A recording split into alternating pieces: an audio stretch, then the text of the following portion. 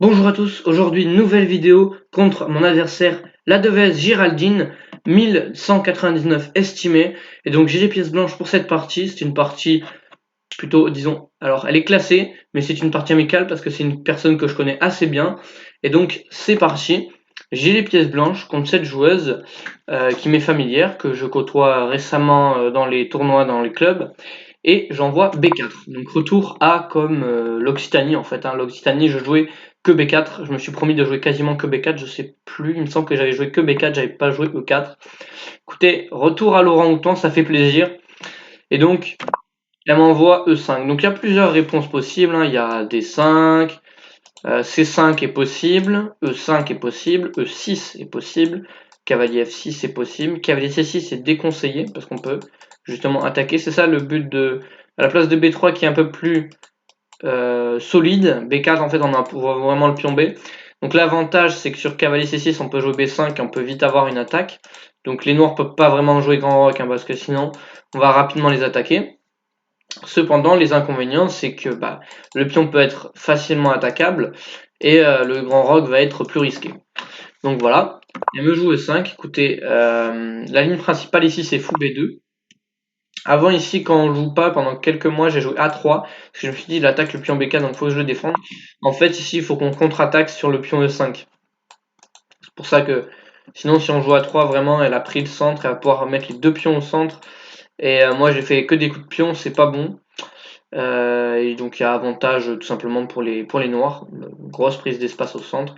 Et moi j'ai juste affaibli un peu ma position et peut jouer à 5 pour me miner à tout moment. Et à 5 du coup est un coup aussi qui existe pour rapidement s'en prendre au pion à la place de 5. Directement ici à 5 peut être un coup intéressant pour essayer d'activer la tour. En profitant qu'on n'ait pas joué fou B2 pour pas jouer à 3, parce que là on peut pas jouer à 3 puisque il prend et il y a le clouage sur la colonne, on peut pas reprendre parce que bien on mange la tour. Voilà. Donc, ok, elle me joue au 5. Donc, A5, c'est intéressant pour surprendre les adversaires pour qui vous prennent peut-être un petit peu pour des idiots, entre guillemets, avec B4. Sachez que quand même, B4 est, bon, pas forcément respectable à haut niveau, mais ça ouvre des positions originales, j'ai envie de dire. Fou B2.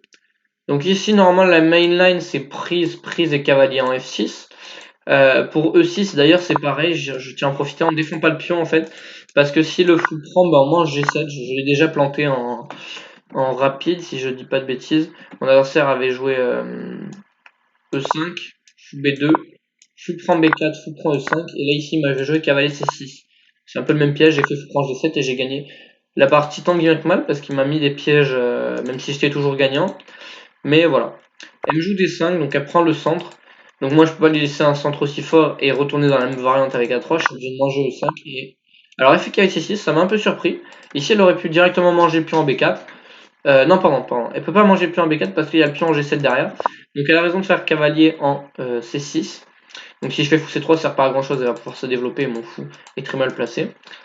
Même si un joue cavalier prend B4, mon fou va être très mal placé pour le développement de mes pièces. Souvent que j'aime bien jouer C4 ou cavalier en C3 potentiellement, même si ça va pas être recommandé dans cette structure où le cavalier va être dominé. Donc je fais fou B2, je perds pas de temps, et elle fait cavalier prend B4. Alors ici je m'attendais plus à fou prend pour développer une pièce. Non, toujours pas, pardon. Autant pour moi. Et voilà, faut faire attention. Je m'attendais à fou prend en fait. Mais il y a le pion G7, donc il fallait reprendre du cavalier. Donc elle perd un peu des temps finalement. Ici, je décide de me développer tranquillement. Franchement, je me prends pas la tête. Et je joue fou F5 et crée une menace de cavalier prend C2. Donc écoutez, je joue D3, j'ai pas trop le choix. Je bloque la diagonale. Alors on se dit ce fou il est un peu enterré, mais en fait on va le développer en fianchetto. Et vu qu'il n'y a plus le pion E, maintenant, vu qu'on a échangé, on a trade le pion B contre le pion E, et bien maintenant, lorsqu'on va jouer C6, on peut potentiellement attaquer les cases blanches comme ça sur le pion D5 avec le fou en fianchetto, petit côté en italien. Donc le fou est très fort en fait. En fianchetto, c'est sur une petite diagonale blanche. Donc là, franchement, alors je pars à la menace adverse et je développe mes pièces très tranquillement. Alors je préfère développer mes pièces de mon roc, de mon petit roc, étant donné que je vais pas faire grand roc car il n'y a pas le pion B et je peux me prendre une attaque assez rapidement. J'ai paré les menaces et alors ce fou on le met tout souvent là parce que vous voyez en fait c'est une justification, ça empêche le fou de se développer, donc elle va devoir développer son cavalier, son fou, puis je le petit roc et j'aurai quand même un fou extrêmement bien placé. Donc cavalier F6 justement. Je fais A3, j'enlève le cavalier d'ici, je me dis que bon, c'est un coup utile, ça empêche les fous B4 échecs à tout moment. Je me dis de toute manière, ça peut pas être mauvais, fait cavalier C6, si je fais G3, du coup je me prends pas la tête. J'ai déjà pris quasiment 10 minutes d'avance à la pendule, sachant que c'est des parties de 1h plus 30 sans rajout au 40e, donc une cadence relativement courte pour les cadences habituelles. Elle joue fou D6, je me dis bon, ok, pourquoi pas. Mais je me dis quand même que c'est bizarre parce que elle tape sur un roc. Je sais pas ce que j'aurais joué à sa place. Fou C5 me paraît peut-être plus ambitieux. En fait, le fou est mieux placé ici. Il peut peut-être soutenir des poussées D4 pour me créer un pion arriéré. Tandis qu'en D6, il bloque un peu la protection sur D5. Puis le cavalier en C6 c'est pas très bien placé.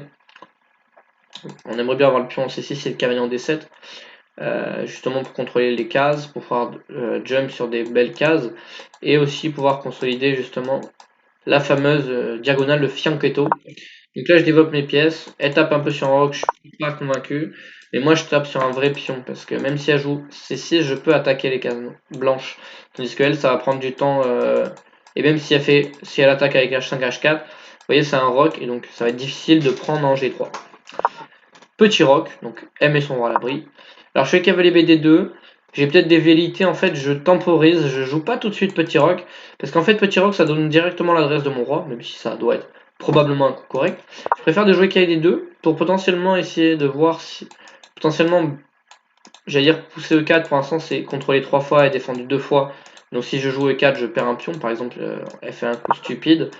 E4 n'est pas une réelle menace, hein, parce que voilà, défendu assez de fois. En fait, il faut qu'on attaque, il faut qu'on ait quelque chose qui soutient en plus. Il faudrait théoriquement, en fait, par exemple, que le cavalier bouge et que le fou soutienne. Là, ça marcherait. Par exemple, je fais cavalier H4 et refais un coup pas utile. Là, E4, ça marche parce qu'elle est défendue 1, 2, 3 fois. Et elle est attaquée 1, 2, 3 fois. Donc c'est bon. Si on vérifie, regardez, prise, prise. Cavalier prend, fou prend. Et on peut remanger. Donc, c'est bon. Donc ça, c'était juste pour vous montrer rapidement. La poussée E4 n'est pas une réelle menace. Mais je temporise, je peux aussi jouer avec C4 potentiellement pour ouvrir vraiment la diagonale avant qu'elle ait le temps de jouer cavalier E7, C6. Donc elle joue B5, très bizarre. Je m'attendais peut-être à. Alors cavalier E7, comme ça sur C4, elle joue C6. Mais mange. Et mon fou. Alors forcément, là, il est un petit peu entravé. Donc je vous montre par exemple la variante. Genre cavalier E7 pour libérer en fait le pion C. Même si j'aurais préféré un coup comme tour E8. Prise, alors sur prise, par exemple même cavalier prend, c'est peut-être mieux. Et on se dit bah la structure est très solide sur case blanche, mais à tout moment je peux venir rompre cette solidité sur les cases blanches. Donc même en fait si je perce par la poussée C4, après j'ai aussi un autre plan de venir affaiblir en fait les dames et en plus de me débarrasser de sa faiblesse, je peux en créer une nouvelle sur une colonne ou et sur les diagonales en plus. Même si ça va me prendre 1, 2, 3 coups de venir affaiblir, mais dans le milieu de jeu de toute manière on aura le temps. Elle joue B5. Donc peut-être qu'elle avait peur des idées de C4. Je pense que ça doit être ça son idée. Mais B5 ça se voit déjà que c'est pas un bon coup. Hein. Le pion il est un peu envoyé tout seul. Ça lâche 2 cases. Ça ouvre totalement le fou. Déjà ça se voit que c'est pas un bon coup du tout. Hein. Ça me laisse une faiblesse. Ici je décide de jouer petit roc. Me développer. Elle a fait un coup bizarre. Je lui laisse son coup bizarre. Et je le laisse avec ses problèmes. Déjà je dois avoir un petit avantage. Peut-être plus 1, quelque chose comme ça. Ou pas loin en tout cas. Je vais potentiellement jouer C4. Ou peut-être tout simplement tour 1 E4 hein, pour attaquer les cases blanches. Ici elle joue cavalier J4, je comprends pas trop. Peut-être qu'elle a oublié que son fou était pas en C5, elle voulait peut-être jouer fou C5 et essayer de venir en F2, j'ai pas trop compris. Il n'y a pas de sacrifice en H2, il n'y a pas d'arrivée de dame, etc. Donc j'ai pas compris ça. Je décide de jouer H3, je repousse son cavalier, je me dis que son coup il est bizarre. Fait cavalier F6. Alors ici je sais pas pourquoi j'ai pas joué tour 1, je me suis dit j'active cette tour parce que celle-là, en fait, j'ai pas vraiment de velléité de jouer E4 parce que ça va enfermer mon fou, en fait. Tout simplement. Quoique, il y a peut-être une fourchette derrière, mais tour 1, je me suis dit peut-être fou G6, E4 et cavalier. Cavalier. Enfin, en fait, on évite la poussée E5, donc par exemple tour E8. Comme ça, justement, on y est 1, 2, 3 fois. Ah non, parce que, pardon, pour moi, on est 3 fois aussi sur la poussée, donc on peut jouer E5 par exemple. Par exemple, tour 1, tour 8. On peut jouer la pousse 4 si je ne dis pas de bêtises. Cavalier prend, cavalier prend. Non, non, autant pour moi. Parce que il y a ce pion. Mais par exemple, on peut jouer fou prend F6, dame prend et E4. prise, prise, fou bouge et E5. Je sais pas si ça marche. Ça m'a l'air, non, ça ne marche pas. Est-ce qu'il y a du F4 derrière? Non. Déjà, il y a la tour en l'air en plus. Donc, ok, non, ça marchait pas mon idée de, voilà, mon idée de tour 1 E4, ça ne marchait pas vraiment. Donc, je fais A4, j'active ma tour. Dame B8. Alors, celui-là, j'ai pas du tout compris. Je m'attendais vraiment à A6 en me disant prise, prise. Si je viens là, t'as la colonne. Je peux peut-être, je sais pas moi, je sais pas comment défendre en fait, parce que ce pion est bizarre. En fait, tu vois, si on avait le cavalier en C6 et le pion en C6, le cavalier en E7 et le pion en C6, en fait, le pion en C6 annihilerait totalement l'action de mon fou, annihilerait l'action sur la colonne B et tiendrait les deux faiblesses entre guillemets de son camp. Mais ok, Dame B8, j'ai pas compris, surtout avec le coup qui va suivre. Donc là, j'ai encore genre 20-25 minutes d'avance, je crois, à la pendule. Je me lève très souvent, je lui mets la pression à cette joueuse, sachant que je crois que je suis 1300, pas loin de 1300 à cette partie. Donc elle joue Dame B8, je me dis ok, bon, si elle prend, je prends. Et elle active un peu sa dame, elle a un pion passé, je suis pas trop fan. Je décide de prendre en F6, je me dis, bon, de toute manière, je vais disloquer son roi. Et il va y avoir de l'attaque probablement. Cavalier H4, E3, Dame H5, Dame G4, G4, G5. Je me dis quand même qu'il y a quand même 4 pièces à l'attaque. Peut-être avec une poussée E4, un coulissage de tour. Je me dis qu'il y a quand même pas mal de pièces à l'attaque et je me dis qu'il y a genre une, deux, on va dire 3 pièces qui défendent contre tout ça potentiellement qui peut attaquer. Celle-là aussi qui peut coulisser. Donc vraiment, j'ai du matos pour attaquer quoi. Ici elle reprend, donc là je vois que son roi est très affaibli. J'essaie de prendre en B5. Ok, alors c'est force un pion isolé, mais il est passé soutenu par la tour. Mais je lui ai détruit son roi et je pense que son pion passé n'ira. Enfin, il va prendre 1, 2, 3, 4 et 5 coups par exemple. Et encore, il va falloir sortir le bloqueur, mais on va dire 5 coups réellement sans aucune menace. Déjà là, je peux manger.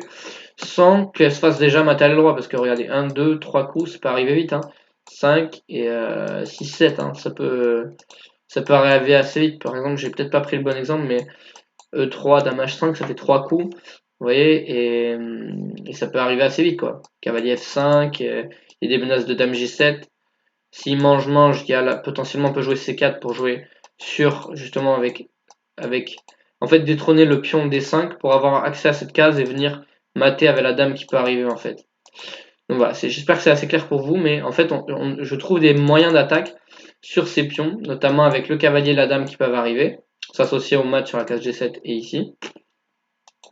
Ou bien encore la manière de fou E4 dame H5 pour venir mater sur les cases blanches. Pour l'instant encore ça va parce que le fou peut tenir toutes ces cases, mais s'il vient en G6 par exemple, je vais pouvoir avoir des manœuvres comme ça, le cavalier qui peut arriver, enfin, vous voyez, j'ai quand même assez d'attaque. Il joue dame prend B5, je joue C4, je vais attaquer la dame. Ici je m'attendais à prise du coup, mais je me suis dit je vais pouvoir amener mon cavalier en vie et potentiellement le recycler en E3 et justement l'amener à l'attaque. Donc vous voyez tout ça avec du gain de temps. Elle décide de jouer dame B6, je comprends pas l'idée. Je me dis je mange un pion et à tout moment je peux le supporter avec E4. Donc écoutez là, elle a juste perdu un pion avec son coup B5, elle a fait vraiment à partir de B5 une mauvaise partie. Alors là je m'attendais plutôt à cavalier E5, mais elle joue cavalier E7 en espérant reprendre ici. Je décide de jouer cavalier C4, fourchette, je défends pas tout de suite mon pion, parce que si je peux garder mon fou plus ou moins ouvert, plutôt content. Fait dame C5, je viens échanger ici. Et là par contre ici elle va manger le pion, donc je viens voilà solidifier en fait ma chaîne de pions. Et mon fou, je vais pouvoir potentiellement le recycler tour 1, fou F1, D4, et le recycler, je ne sais comment, mais je vais réussir à le recycler. Fou G6, je vais en D4, donc là je me dis j'ai des belles perspectives, du coup, vous voyez, alors là il n'y a pas encore la case, mais vous voyez, j'ai quand même de belles perspectives. Je me dis ça améliore mon cavalier. Fait dame 5, j'attaque mon cavalier. Si je me dis je viens en C6, je force en fait l'échange des pièces. Si elle mange là, je mange là. C'est ce que j'avais vu. Ou alors si elle mange là, et j'ai peut-être vu F4. Ah non, parce qu'elle vient là et elle peut défendre ici. Donc si elle mange là, je pense que ce pion est quand même un peu faible. Mais ça me dédouble les pions. Et en fait, j'espérais pouvoir essayer de jouer D4, D5 et vraiment emmurer totalement. Alors mon fou serait pas forcément très utile. Mais je pourrais jouer F3, sortir, essayer de refaire vivre mon fou quelque part, notamment par exemple en B7. Et en fait, vous voyez, j'aurais un fou en B7, un pion C6, un pion en D5. En fait, vous voyez, j'aurais une énorme structure sur case blanche, donc ça risque d'être très compliqué à passer. Surtout que lorsque mon fou vient en B7, je peux venir taper en A7 avec le pion. Enfin, je peux venir taper le pion en A7. Tout de même, c'est pas ce qu'elle a fait, mais je pensais que c'était la meilleure option, parce que le pion est quand même faible, et en attendant qu'elle vienne l'attaquer, eh ben, en fait, je vais devoir le défendre, quoi. Tour B8, tour B8, tour B6, et il va pouvoir... Le pion est assez faible, et le pion... N'oublions pas qu'il y a quand même un pion passé, même s'il est isolé. Dame D6, et ici, je vais échanger des pièces. Je me dis, de toute manière, j'ai un pion de plus. Son roi est faible. Ok, mon fou est pas terrible, mais son fou non plus. Donc je joue F4, je menace F5, enfermer le fou. Je joue échec, je fais D4. C'est ça le problème, c'est que en fait, Dame C5, ma Z fois échec, ma Z fois échec, comme je dis. C'est-à-dire, c'est une expression qui veut dire que, en fait, dès que les débutants voient un échec, ils jouent un échec. Sauf qu'en fait, là, c'est pas bon du tout parce que bah, j'attaque la dame et je menace F5. Donc elle fait Dame B6, mais je fais F5. En fait, elle s'est dit fou H5, sauf que bah, merci pour le fou. Et en plus, ça ramène ma dame à l'attaque, donc vraiment merci, merci, merci pour le fou. Je pense qu'elle l'avait juste pas vu. Et donc là, bon, là c'est complètement terminé. Bon, elle mange quand même en D4, elle a une pièce de, j'ai une pièce de plus, elle a une pièce de moins. Elle ramène sa tour à 8, là je me dis elle bloque complètement ses pièces, je m'attends à la tour à B8 ou je sais pas à 5, un truc comme ça, pour créer du contre-jeu. Peut-être avec des idées de A3, A2, tour FB8, tour B2, tour B1, quelque chose comme ça. Là, elle bloque complètement ses pièces et de toute manière, ce pion, il sert pas à grand chose. Je ramène une pièce en jeu, j'attaque juste la dame, je me prends pas la tête. Hein. J'ai peut-être 30 minutes de plus qu'elle, elle joue dame E5. Et ici, en fait, ici j'avais directement tour F4 qui gagnait la partie, menace de tour H4 ou tour G4 et menace de mat est quasiment imparable en fait. Donc je joue tour G2, F et dame E5. Et ici, je vois l'idée que maintenant, je vois l'idée tour F4. Et en fait, je me dis qu'elle peut pas empêcher tour H4 et dame prend H7. Vous pouvez essayer de vérifier à la maison, mais il n'y a pas d'échec, il n'y a rien. Et donc, au bout de peut-être un quart d'heure, 20 minutes de réflexion, il lui reste peut-être 20 minutes à la pendule, quelque chose comme ça, 15-20 minutes à la pendule. Elle décide de sacrifier la dame, et là, je me dis, ok, je reviens sur la partie, parce que je m'étais levé depuis sous le sang, j'encaisse la pièce. J'ai rien calculé du tout, et joue à 5. Je me dis, de toute manière, cette position, et la tour qui peut arriver, le fou qui peut arriver, la tour qui peut arriver là, je me dis que c'est terminé. D'ailleurs, ici, je vais même pas chercher à jouer tour D3 ou tour G1 d'abord. J'ai décidé de jouer fou F3, je me dis, bon, je sais pas, le fou peut peut-être venir à l'attaque comme ça. Je me dis, je libère la tour, là, ça va mater le roi, est beaucoup trop faible. Elle essaye de s'enfuir, mais je viens en G1, roi H8, et ici, en fait, à partir. Quand elle a joué tour B8, je me suis dit, ok, c'est mat en 4-5 coups, quelque chose comme ça. Je me suis dit, tour G1 échec, coup forcé.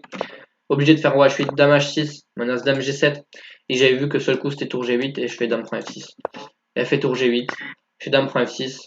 Le roi en fait est bloqué par ces deux pions et bloqué sur la diagonale. Donc tour G7 seul coup et dame prend G7.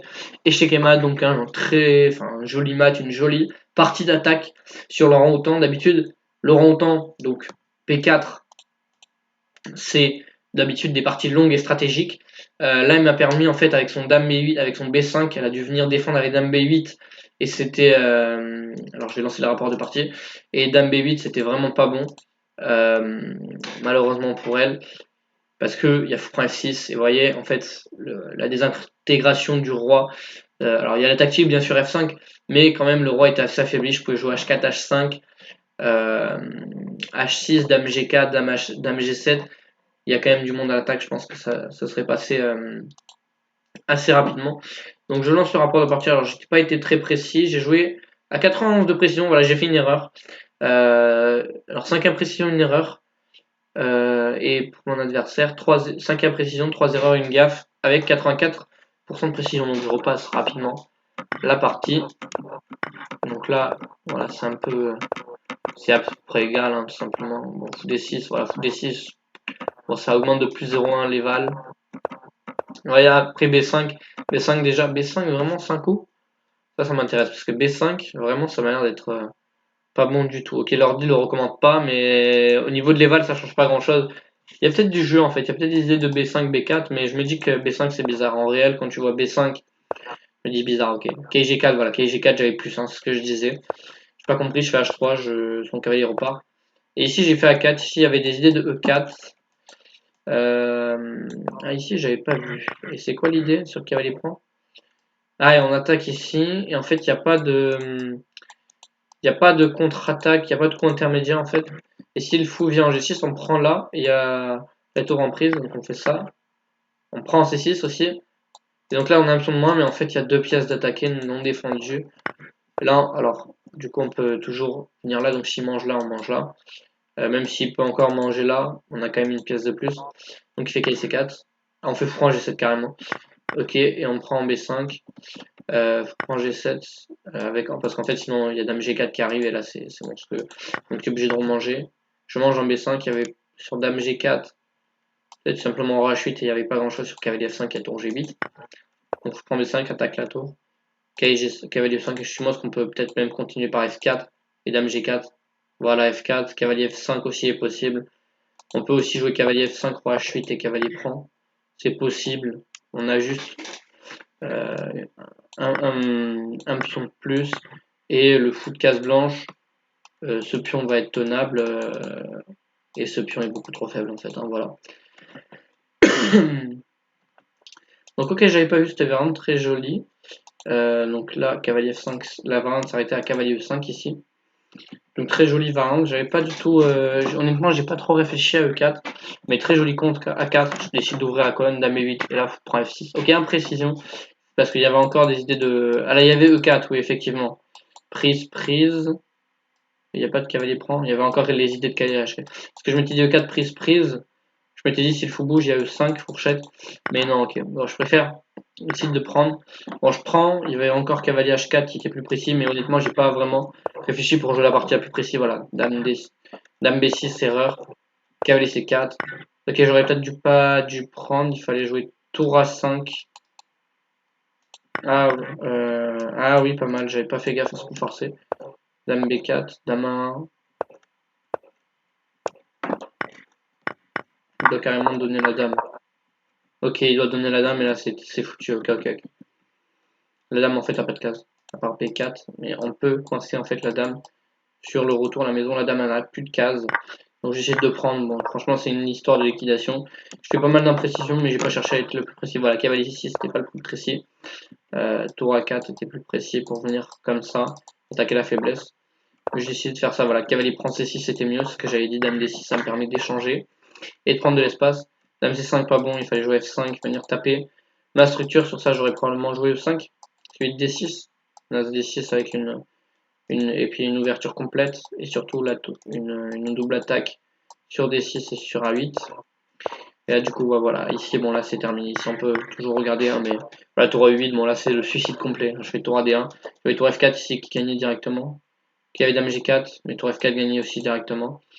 Non, tour F4 c'était joli en fait, tour F4 c'était joli parce qu'il pouvait pas manger en A1, par exemple je vous montre la variante, tour F4 qui joue dame D1, voilà, et en fait sur dame prend A1, bah il y a tour H4 juste. La dame, elle se sacrifie et joue H6, dame prend. Voilà, en fait, il y a juste aucun coup pour empêcher. Il y a tour G4, il y a dame H7, il y a dame H8, dame H7.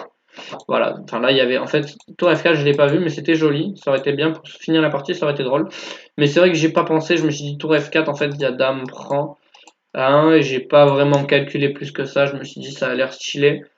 Mais en fait, je me suis juste dit, ça perd la tour à 1, imagine ça marche pas ton attaque, tu te retrouves à une qualité en moins, donc je me suis dit, bon, voilà. En fait, j'ai rien calculé du coup. Je l'ai vu après, mais du coup, ça lui a permis de sacrifier la dame et de s'accrocher un peu plus. Mais elle a survécu que quelques coups de plus. Et voilà, mat en G7. J'espère que cette vidéo vous aura plu. N'hésitez pas à lâcher un petit like, petit commentaire, vous connaissez la chanson, etc. etc. Moi, je vous souhaite une bonne journée. À une prochaine vidéo pour un prochain Road to UM, pour un prochain Road to UM, pardon. Salut à tous, ciao ciao.